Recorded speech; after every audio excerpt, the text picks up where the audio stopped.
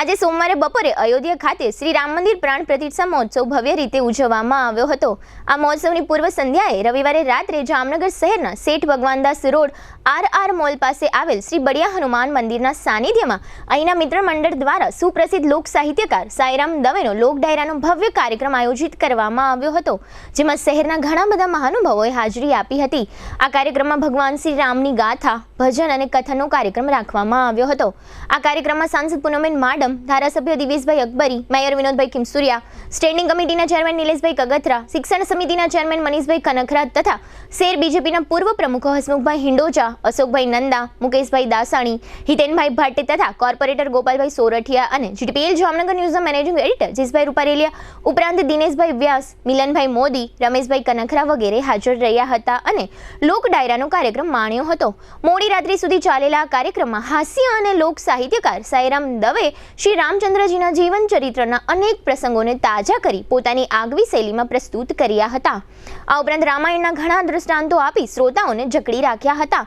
આજનો આ લોક ડાયરો નહીં પરંતુ શ્રી રામ ડાયરો હોય તેવું ઉપસ્થિત લોકો અનુભવી રહ્યા હતા। આ લોક ડાયરાને સફળ બનાવવા માટે શ્રી બળિયા હનુમાન મિત્ર મંડળના નિલેશ ઠાકર, ઉદ્યોગપતિ અશોકભાઈ પાઉ, દીપક જોઈસર, મનીષભાઈ કનખરા, એડવોકેટ અશોકભાઈ ગાંધી, કમલેશ મેઠવાણી, વિનોદ પોપટ, સુભાષ હરવરા સહિતના કાર્યકરોએ જહેમત ઉઠાવી હતી। આ તકે સાઈરામ દવે મીડિયા સમક્ષ આપેલી વિગતો અત્રે પ્રસ્તુત છે। જામનગરની જાણીતી ઓસવાડ આયુષ હોસ્પિટલમાં હવે કેન્સરની તમામ સારવાર તથા સર્જરી આયુષ્માન કાર્ડમાં વિનામૂલ્યે થશે। ડોક્ટર દ્વિજલ પટેલ ઓન્કોલોજીસ્ટ અને ડોક્ટર ધરા પંડ્યા ઓન્કો સર્જન ફૂલ ટાઈમ ઓસવાડ આયુષ હોસ્પિટલમાં રહીને કરશે કેન્સરની સંપૂર્ણ સારવાર। કેન્સર વિભાગમાં બ્રેસ્ટ કેન્સર, મોઢા તથા ગળાનું કેન્સર, ફેફસા, ગર્ભાશય, અંડાશય, કિડની, મૂત્રાશય, આંતરડા, લીવર, પિત્તાશય તથા હાડકામાં થતા કેન્સરનું નિદાન તથા સારવાર।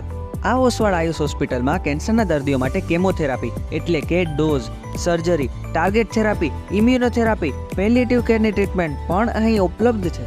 આ ઉપરાંત હાલારની સૌથી મોટી 172 બેડની હોસ્પિટલમાં 53 ICU bed, 10 emergency bed, 7 operation theatre, 7 full time speciality અને 21 કન્સલ્ટન્ટ ડોક્ટરોની ટીમ ખડે પગે તેમજ દર્દીઓની સેવા અને વ્યવસ્થા માટે 250 થી પણ વધુ સ્ટાફગણ। કેન્સરનું નિદાન તથા સારવાર માટે Oswal Ayush super speciality hospital, 5556 Digvijay plot, Jamnagar.